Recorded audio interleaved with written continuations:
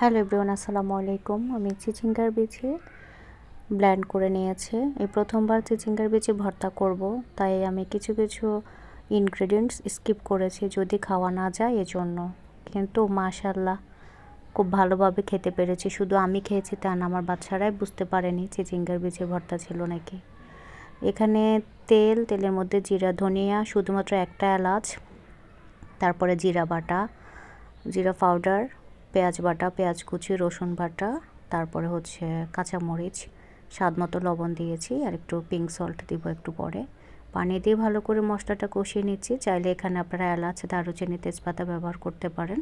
আমি শুধুমাত্র একটা এলাচ দিয়েছি, কারণ আমার চিচিঙ্গা বিচি আপনার হচ্ছে ব্লেন্ড করা কম, ওই পরিমাণে একটা এলাচ দিয়েছি। বেশি স্মেল হলে খেতে ভালো লাগবে না, তাই। তো ভালো করে মশলা কষিয়ে নেওয়ার পরে আমি চিচিঙ্গার বিচি কষিয়ে নিচ্ছি।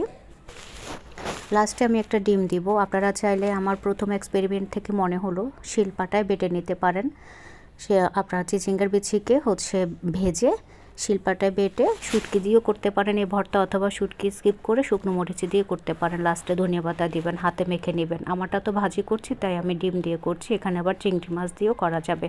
ফার্স্ট এক্সপেরিমেন্ট এবং ফার্স্ট এক্সপিরিয়েন্স থেকে বলবো অসাধারণ হয়েছিল। যেখানে বাচ্চারাই বুঝতে পারেনি এটা কী ছিল, তো সেখানে আর কি বলবো, যেখানে বাচ্চাদেরকে খাওয়াইতেই পারি না, শাকসবজি খেতে চায় না। এই ভর্তাটা দুপুরবেলায় শেষ হয়ে গিয়েছিল গতকালকে। খুবই ভালো লেগেছিল। যে আপনারা চাইলে এভাবেও খেতে পারেন, গরম মশলা দিয়ে, ডিম দিয়ে, অথবা চিংড়ি মাছ দিয়ে, অথবা শুটকি দিয়ে করতে পারেন শিলপাটায় বেটে, অথবা শুটকি স্কিপ করে শুকনো মরিচ দিয়ে করে নিতে পারেন।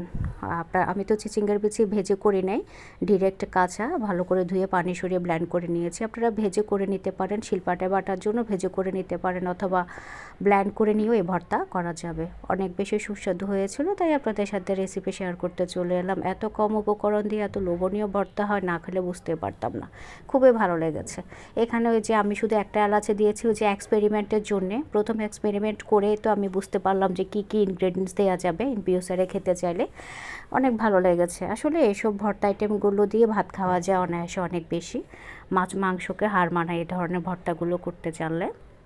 তো মাঝে মাঝে আমি ডিফারেন্ট রেসিপিগুলো আপনাদের সাথে শেয়ার করে থাকি, কারণ মাছ, মাংস, কাচ্চি, বিরিয়ানি, তেহারি, পোলাও, খিচুড়ি সবাই আমরা রান্না করতে পারি। সেগুলো শেয়ার করার খুব একটা প্রয়োজন আমি মনে করি না, যেহেতু আমি রান্নার চ্যানেল বা রান্নার পেজে না, আমি রান্না কাউকে শিখাই না।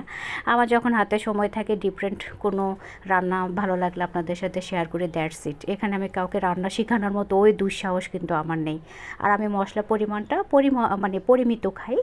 গেস্ট আসলে সেটা আলাদা হিসেব। আপনারা আপনাদের মতো করে খাবেন, আমার মতো পরিমাণে কম দিতে হবে তা কিন্তু না। তো এখানে শেষ করলাম। সবাই ভালো থাকবেন। আল্লাহ হাফেজ।